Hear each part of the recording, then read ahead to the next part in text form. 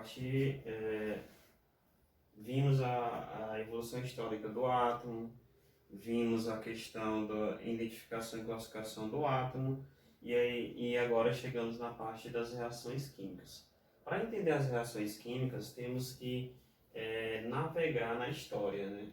Da mesma forma ocorreu na evolução dos modelos atômicos. Então, principalmente em se basear esse conhecimento em três leis, que aí vão trazer as leis que regem historicamente as reações químicas.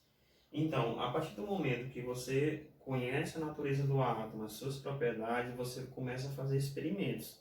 Isso com a evolução da ciência e o conhecimento científico. Então, esses experimentos, eles começam a trazer conclusões, e essas conclusões vão sendo subsidiadas a partir desses experimentos e se tornando leis. E isso garantiu o entendimento da formação das substâncias químicas, tanto simples como compostas. E quando você entende a formação dessas substâncias químicas, você entende a matéria. Então, entende tudo aquilo que está ao nosso redor, que são formados aqui de maneira bem simplista ao nosso redor. Então, a primeira é a lei de conservação das massas, ou lei de Lavoisier. Então, observem que Antoine Lavoisier, ele é considerado o pai da química. Ele, a partir dos experimentos das respostas que ele começou a buscar, ele realizou experimentos de combustão. O que são experimentos de combustão? Experimentos aí na presença de fogo, né, de queima. Então, até nesse experimento, intuitivamente, ele descobriu o elemento oxigênio.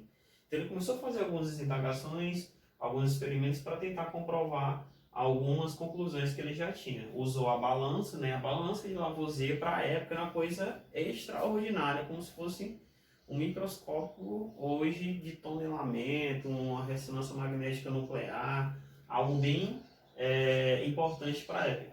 Com a balança, né? E aí sabemos que a balança ela vai medir aí as massas, né? Ligado a essas reações. E o ambiente que ele utilizou esses experimentos de combustão, usando a balança, né, para medir essas massas, o ambiente foi em recipientes fechados, porque aí você tira algumas intervenções nessas reações químicas.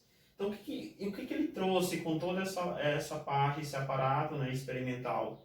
Ele chegou na seguinte conclusão: e a famosa frase célebre de Antoine Lavoisier: na natureza nada se cria, nada se perde, tudo se transforma. O que significa isso? Que se eu tenho uma reação química, os mesmos átomos que estarão ali nos reagentes, né, e aí nós temos aí os reagentes, são os mesmos átomos que vão estar aí como produto. Então, nada se perde, nada se perde, nada se cria, tudo se transforma. Então, ele traz essa questão que as reações químicas é o processo de transformação de substâncias em outras. Então, nem vai perder e nem vai ganhar, vai se transformar. E ele traz essa primeira conclusão aí. Depois, temos aí a lei das proporções constantes, né? Que é a lei de Proust, também químico, farmacêutico. Então, ele traz aí alguns experimentos, como Lavoisier, com reação de decomposição. O que é decompor? É quebrar substâncias em átomos, né?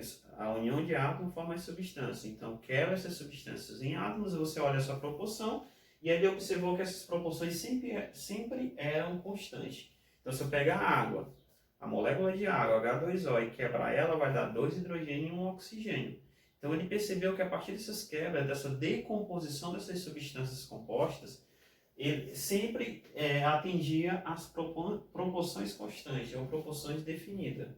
Então, sempre ia ser naquela proporção. Por exemplo, 2 átomos de hidrogênio para 1 átomo de oxigênio. Então, isso trazia numa reação química essas proporções constantes. E aí Proust traz essa ideia. O que ele traz aí como o aporte teórico aí? Então, o que ele conclui? Que a composição química de uma substância composta é sempre constante. Então sempre vai ter essa proporção, como eu falei da questão da água. É uma substância composta, ela vai ser composta por quem? Sempre por 2 átomos de hidrogênio e 1 de oxigênio, isso não muda. E aí, ao final desses estudos, nós temos aí a lei das proporções múltiplas, nesse momento desses estudos. A lei das proporções múltiplas traz aí Dalton novamente, o mesmo Dalton lá da esfera maciça. O átomo é uma esfera maciça, neutra e indivisível, o modelo de Bilhar. É o mesmo cientista, ele traz aí, em cima de experimentos que comprovam essas conclusões, e ele trouxe aí explicações para a lei de Lavoisier e de Proust. Então ele complementou as 2 outras leis. Como é que ele fez isso? Ele trouxe a seguinte conclusão: a massa de uma substância reage com diferentes massas de outras substâncias em uma relação de números inteiros pequenos. Então, sempre quando você pensa numa reação química, você vai pensar em reagente formando um produto, substâncias químicas, seja elas compostas ou simples, interagindo e formando produto, uma transformação, como Lavoisier trouxe, em proporções definidas, como o Proust trouxe, e com uma relação de números inteiros pequenos, ou seja, sempre com o menor número essa relação, o menor número possível vai fazer aquela reação química que descreve uma equação química, que descreve uma reação química, vai dizer o que ocorreu ali, qual eram os reagentes que transformou naquele produto. Então essas são as leis que vai trazer o nosso suporte para reações químicas, e nós vamos entender posteriormente as equações químicas, que é o objeto de conhecimento de nossas próximas aulas. Então é isso.